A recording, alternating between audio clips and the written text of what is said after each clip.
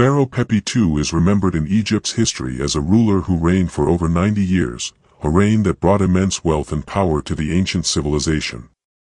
But what if I told you that his rule is shrouded in one of the most twisted and perverted tales of ancient times? A story that the pharaoh's elite tried desperately to bury deep in the sands of time, a tale so disturbing it challenges everything you think you know about power and royalty. Today, we are about to uncover a dark secret from Egypt's past, one that goes beyond the grand pyramids, the impressive monuments, and the world-renowned wealth of Pharaoh Pepi II's empire. This isn't a tale of heroic conquests or royal diplomacy. No, this is a story that delves into the darker side of his reign. A reign marked by corruption, manipulation, and twisted rituals. We will explore the horrors hidden behind the magnificent walls of his palace and the unimaginable actions that stained his legacy. Pepi II's reign, while long and prosperous, held a much darker truth, a truth so scandalous it has been buried in the shadows of history for thousands of years. As we delve deeper into this story, prepare yourself for shocking revelations. You'll learn about the horrifying rituals and the abuse of power that took place behind the scenes of Pepi II's royal court. The unimaginable darkness of his personal life, the disturbing practices he endorsed, and the lengths to which he would go to maintain control over his kingdom. Stay with me, because what we're about to uncover will not only change your perception of one of the longest-reigning pharaohs in history, it will leave you questioning the true price of power and the lengths some will go to keep their secrets hidden. The truth is far darker than you could ever imagine. Pharaoh Pepi II ascended to the throne of ancient Egypt at a very young age, and for many, his reign seemed to be one of great promise. He inherited the mantle of a powerful kingdom that had already reached the heights of its civilization, pyramids and temples rising proudly from the Nile, immense wealth flowing through Egypt's veins, and a legacy of unmatched grandeur.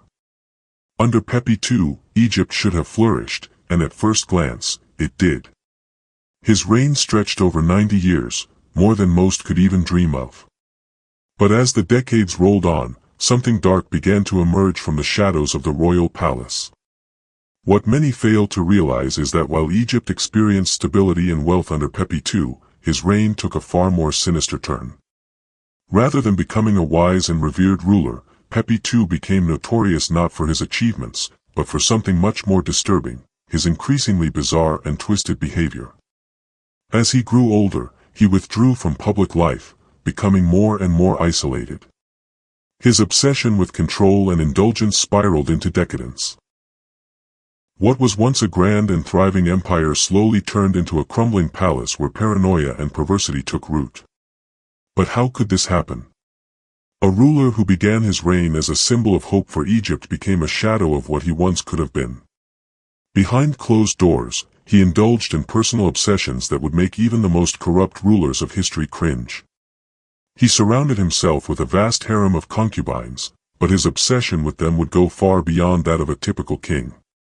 His reign, once filled with the promise of prosperity, soon became tainted by cruelty and bizarre desires that would not only change his legacy but leave a disturbing mark on Egypt itself. Now, let's peel back the layers of this seemingly prosperous rule and look at what really happened behind the walls of Pepi II's palace. While the pharaoh's public life appeared to be one of success, his private life was far from noble. Egypt's majestic monuments may have been built during this time, but Pepi II's palace became a breeding ground for cruelty and manipulation. He surrounded himself with concubines, yes, but this was no ordinary kingly indulgence. His obsession with these women grew beyond anything acceptable. Pepi II's interactions with his servants and female companions weren't just about power, they were about control, domination, and twisted satisfaction. His reign became marked by strange rituals and practices that were unimaginable in the context of Egyptian royal life. History books often gloss over this part of his reign, but whispers of his cruelty have survived. Pepi's mistreatment of his servants was so extreme that it left a dark legacy in the court. One of the most disturbing aspects of his behavior involved his relationship with his concubines. The pharaoh didn't merely have them as an indulgence for his royal pleasures, he used them as pawns in a personal game of dominance. His extreme demands and perverse desires led to humiliating rituals, often involving punishment or cruel acts meant to show his absolute control over them. What's even more disturbing is the lengths to which Pepi II went to keep these acts shrouded in secrecy. His advisors and officials who served him were fully aware of the grotesque nature of his behavior, but out of fear and loyalty, they remained silent. But the abuse didn't stop with just the women in his court. Pepi's obsession with power grew so overwhelming that he began using psychological tactics to manipulate and control not just his immediate family but his entire court. There were whispers of bizarre rituals, public and private ceremonies, and twisted practices that blurred the line between royalty and tyranny. The pharaoh's palace, once a center of culture and civilization, became a place where power was wielded not through wisdom or diplomacy, but through fear, manipulation, and depravity. What's even more shocking is how Pepi II's actions were not isolated incidents. They were part of a broader, more disturbing pattern of control that reached every corner of his kingdom. As Egypt thrived under his long reign, the people behind the scenes, his servants, his guards, and even the elite, were subjected to the pharaoh's increasingly erratic behavior. These weren't just simple acts of indulgence, they were part of a carefully crafted and terrifying game to maintain absolute control over everyone and everything in his world. But why would a ruler with so much power that would make the kings of the ancient world envious, engage in such twisted actions? Why would a man who could have been a legend for his accomplishments choose a path of decadence, cruelty, and manipulation? Could it have been his long reign that drove him to insanity? Or was it something deeper? What drove Pepi II to transform from a youthful and capable king into a ruler who would manipulate, control, and pervert everything he touched? How did a ruler, once revered as the embodiment of divine power, become the architect of a royal court filled with scandal, fear, and oppression? What happened behind the scenes of his palace that allowed these monstrous acts to continue for so long, without anyone daring to challenge his authority? Was this dark behavior the result of his growing paranoia, his fear of losing power, or was it a deliberate act of manipulation designed to break the spirits of those around him? And most disturbingly, why were these secrets hidden for centuries? Why do history books shy away from exposing the darker side of Pharaoh Pepi II's reign? What have we been taught about Egypt's most famous rulers, and what has been left out of the story? These are the questions we need to answer. Because once you begin to peel away the layers of history, you'll find that the truth of Pepi II's reign is far darker, and more perverse, than anyone has dared to reveal. As we move forward in this investigation, prepare to learn the chilling answers to these questions. What Pepi II did behind closed doors wasn't just about royal indulgence, it was about a ruler's obsessive need to dominate and control, using every tool at his disposal to manipulate those who served him. The answers we uncover will not only disturb you, they will change the way you view one of the longest reigning pharaohs in Egypt's history. Behind the walls of Pharaoh Pepi II's royal palace, what appeared to be a kingdom of luxury and divine rule hid a far more disturbing reality. While Egypt's grandeur was being celebrated across the empire, Pepi II's reign took a much darker turn in the privacy of his palace. Ancient accounts, barely surviving through the centuries, describe the perverse rituals that were carried out behind closed doors. These weren't the typical affairs of a king indulging in pleasures, these acts were far more sinister, twisting the very essence of what royal power was meant to represent. The pharaoh's obsession with his concubines and female servants escalated to unimaginable heights. What started as a collection of women meant to satisfy his desires soon became a warped ritualistic practice, involving humiliation and complete control over the lives of those who served him. His concubines weren't just meant for his pleasure, they were subjected to degrading ceremonies designed to solidify Pepi II's dominance over them. The rituals were so extreme that even the most loyal members of his court couldn't help but feel the weight of terror in every act he performed. These weren't isolated instances, they were a system of psychological control that permeated his entire rule. Even more disturbing were the reports of how Pepi II would isolate these women from each other, ensuring that the very relationships they formed were severed, keeping them under his watchful, cruel eye. The court wasn't a place of respect or grandeur, it had become a prison, where the pharaoh's need for dominance knew no bounds. His servants were forced to comply with his demands, and anyone who dared challenge or defy him faced unimaginable consequences. The ancient texts that mention these events, though often shrouded in secrecy, reveal that Pepi II's obsession went far beyond a ruler indulging in his fantasies. These were calculated acts of control that served a larger, darker purpose. And it didn't stop there. His abuse wasn't reserved only for the women in his court. Pepi II's own men, his guards, and his close advisors were also pawns in his twisted power game. The fear that ran through the halls of his palace was palpable. What did Pepi II see in these rituals? Was it just a form of indulgence, or was there something deeper, something far darker at play? The truth is, Pepi II's actions were not just indulgent whims of a mad king, they were rituals designed to affirm his absolute power. His kingdom, filled with wonders and riches, was overshadowed by the psychological terror he wielded over the very people closest to him. His reign, instead of fostering peace or growth, became a stage for his darkest desires, hidden from the outside world but felt deeply by those who were forced to serve him. But these acts weren't mere expressions of a mad ruler's whims. No, they were part of something far more calculated, an intricate system of manipulation, fear, and control. Pepi II's behavior wasn't just about indulgence. It wasn't about a king seeking pleasures from his wealth and position. It was about total domination. His twisted rituals weren't spontaneous or random, they were structured, organized, and methodical in how they broke the will of those around him. Pepi II used his perverse actions not as a way to indulge himself, but as a weapon, a tool to assert dominance not just over his court, but over his entire kingdom. This wasn't about satisfying carnal needs, this was about molding people's minds, ensuring they saw no escape from the pharaoh's grip. His control was enforced both inside and outside the palace walls.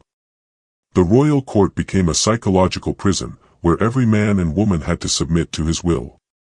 The deeper you look, the more you begin to understand, the pharaoh's long reign was not just a consequence of his political savvy, it was the result of a well-orchestrated campaign of fear. His obsession with control stretched to every corner of his life and kingdom, and anyone who dared cross him, whether out of defiance or simple disobedience, was crushed beneath his oppressive rule. Why, then, did Pepi II go to such extremes? What drove a ruler who had everything at his disposal to indulge in such horrors? Was it insecurity? A need for validation? Or was it a deep, psychological obsession with maintaining his power at all costs? These questions don't just scratch the surface of a king's eccentricities, they reveal the dark underbelly of absolute power. For Pepi II, every act of cruelty wasn't an accident, it was a deliberate choice to remind everyone that the pharaoh's word was law, and his control could never be questioned. Now, as we dive deeper into the man behind the crown, you'll begin to see the true extent of Pepi II's perversion. It wasn't just the men and women he manipulated, it was an entire system he crafted to ensure his empire remained a reflection of his sick vision. It wasn't about keeping the peace or ensuring prosperity, it was about bending everyone in his kingdom to his will, by any means necessary. As the pieces of Pepi II's twisted world come together, we'll see that the most shocking part of all is not his indulgence, but how he used these perverse actions to cement his legacy. His reign was not about grandeur or glory, it was about instilling fear and obedience at every level of his society.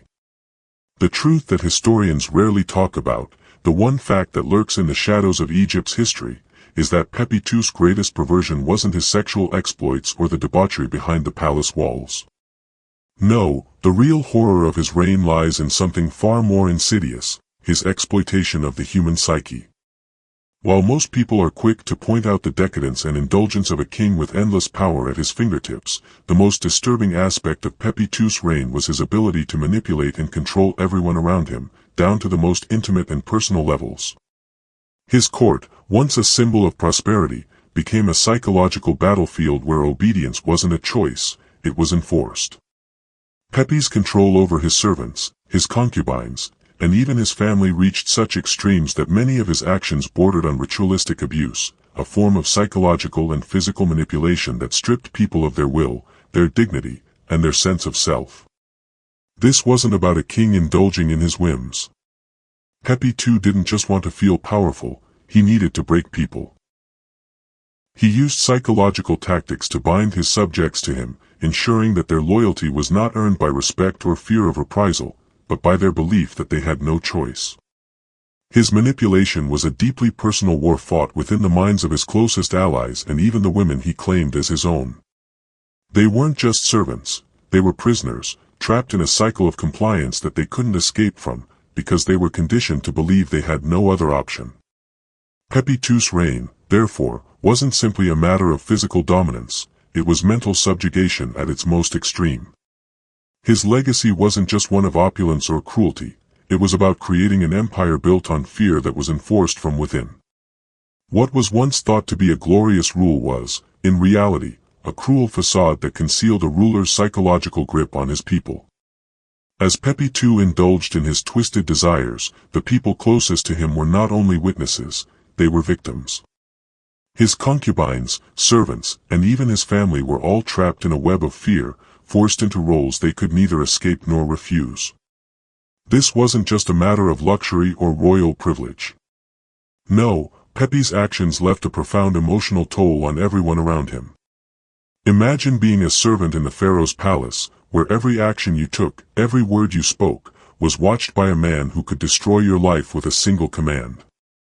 Imagine being a woman forced into a life of cruelty, constantly reminded that you had no autonomy, no power to say no.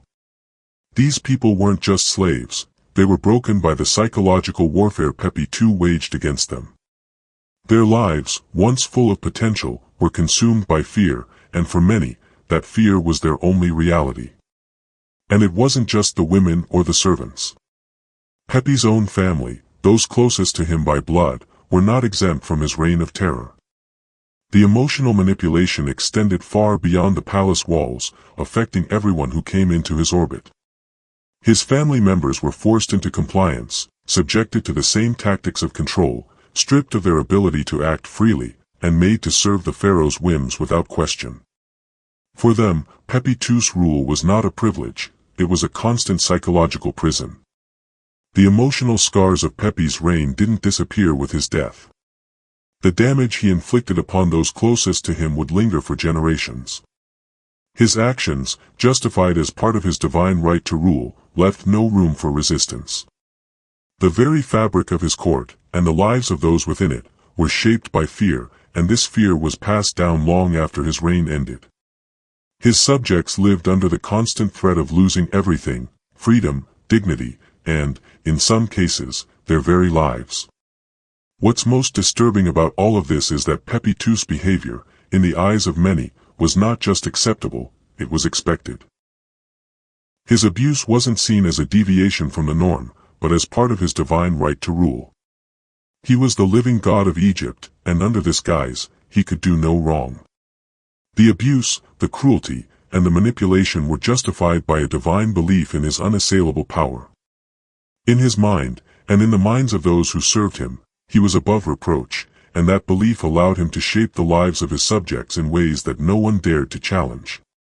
The true tragedy of Pepi II's reign wasn't just the physical toll it took, it was the emotional devastation left in its wake. The people who were forced to live under his thumb, who suffered in silence, carried the weight of his reign with them long after the pharaoh's death. Their lives were molded by fear, and the scars from that psychological trauma would haunt them for years to come. The reign of Pharaoh Pepi II ended over 4,000 years ago, but the consequences of his actions linger long after his death. The perversion of power, the abuse of the weak, and the manipulation of minds, all of this played a crucial role in shaping the course of history. What Pepi II created in the shadows of his palace wasn't just a tyrant's personal legacy, it was a system of control that left deep scars on the very people who served him.